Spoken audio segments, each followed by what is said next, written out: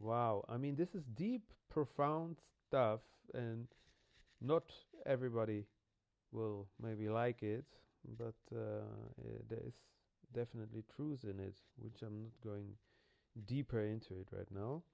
If you keep playing, become serious and game over. Like Sadhguru said, I have to smile or you go away.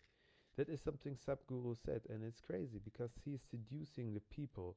He is seducing the people. If he would be like not seducing the people, there wouldn't be so many people, even though he speaks the same truth.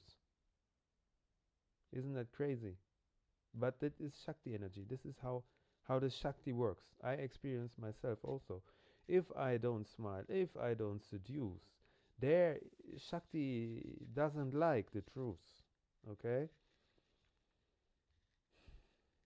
The presence, the Shiva kind of. Um, but also at the same time it does. But even though I'm still also kind of figuring that out, but I can say that I observed that by seducing, things start to form, bonds start to happen, and you know, life kind of happens. Yeah, and it seems like Sadhguru is experiencing the same thing. So she is the spider that spins the universe into being. That is the Shakti. But she does not like to be honest because she is Maya. She is binding. She's Maya. Okay, and Maya in itself is the illusion. So if you are too honest, illusion will destroy and fall. So that's why it doesn't like the full realness. It doesn't like the full truth. Okay. So if you play with the nipples of the Shakti, you give her emotions, she will bond to you and in no time. Play with her more, she will lose her tongue. She is like an addict for this kind of behavior. I have to think about, and yeah, okay. This is, she is like an addict to this kind of behavior, yeah. So you play, you give, you play.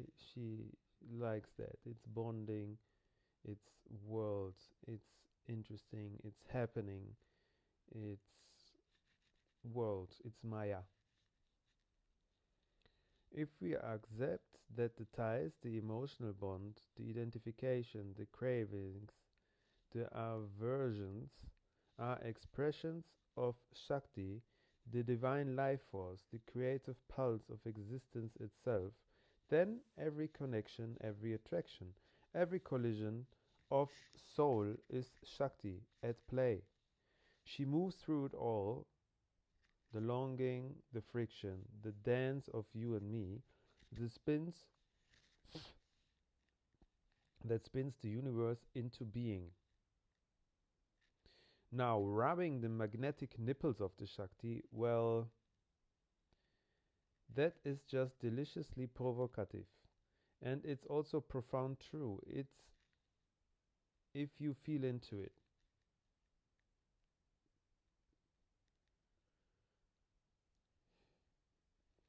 From a spiritual perspective, isn't about finding someone.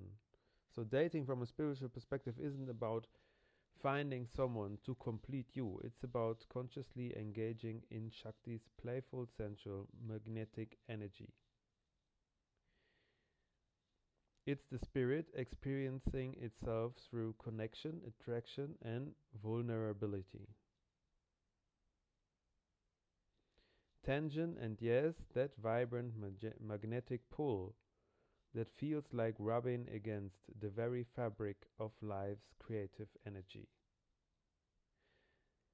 When you date a spiritual being, you aren't just looking for love in the conventional sense.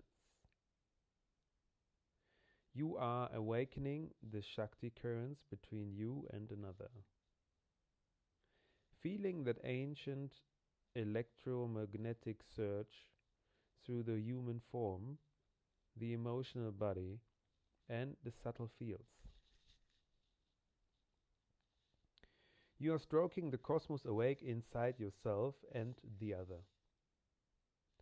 Every glance, every touch, every teasing conversation becomes a way of worshipping the divine energy that keeps stars burning and lovers yearning.